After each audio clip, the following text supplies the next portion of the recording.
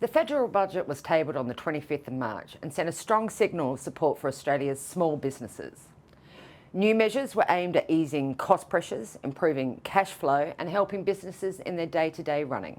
So first, easing cost of living pressures was the cornerstone of this year's budget. Last year's energy rebate was extended for a further 6 months, helping around 1 million eligible small businesses with access up to $800 in support to the end of 2025. This adds to cost of living relief for households, which was also announced. Households will also receive an extension of the electricity rebate for 6 months, and saw other policies aimed at reducing their burden, such as a variety of health measures to cap the cost of medicine and increase bulk billing. Now, the big ticket item and what was not expected was tax cuts to the bottom tax bracket from 16% currently to 14%. Now, this will not happen until next year and will be implemented over 2 years, but will somewhat improve the issues around bracket creep and the drag that this has had on household income. So overall, these measures should provide support for households, sole traders and SMEs. Now, secondly is growth and digital resilience. The government is also investing over $200 million to stabilise business registers and modernise systems. This will make it easier for small businesses to operate and comply with regulations. Supporting digital and cyber capabilities also received a small boost through programs like Digital Solutions and Cyber Wardens. There is also a push to make sure that businesses get paid on time, which will help SMEs manage their cash flows. Improving business dynamism is a key for building resilience in SMEs and the Australian economy as a whole. To this end, the budget reaffirmed investment in free TAFE and apprenticeship incentives to help meet future workforce needs. An important aspect is also allowing occupational licences to be recognised across the country. This will be rolled out for electricians, but state governments are also focusing on this. Finally, levelling the playing field.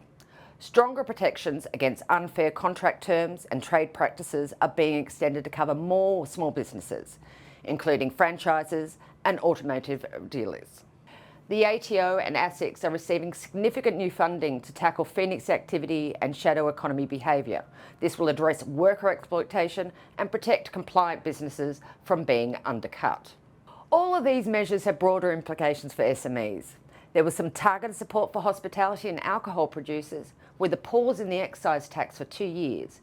There are also some off-budget funding for things such as the rescue package for Whyalla Steelworks, clean energy, and also some infrastructure in conjunction with states, such as the Bruce Highway.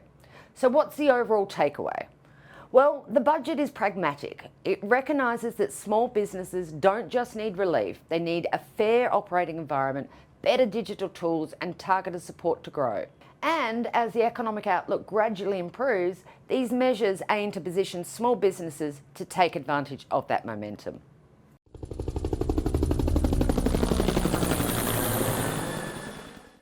The content of this recording is informational and of general nature only, and is not intended to constitute a research report or reflect any recommendation or financial advice. It has been prepared without taking into account your objectives, financial situation or needs, and investment decisions should not be based on it. You should obtain your own independent advice before proceeding with any investment decision. Whilst every effort has been taken to ensure that the contents are correct and any opinions, forecasts, conclusions are reasonably held based on information at the date of recording, Westpac does not make any representation or warranty as to the accuracy or completeness of the statements or information contained in this recording, and any liability therefore is expressly disclaimed to the extent permitted by law. None of the material included in this recording should be copied, published or reproduced in whole or in part without the prior written permission of Westpac.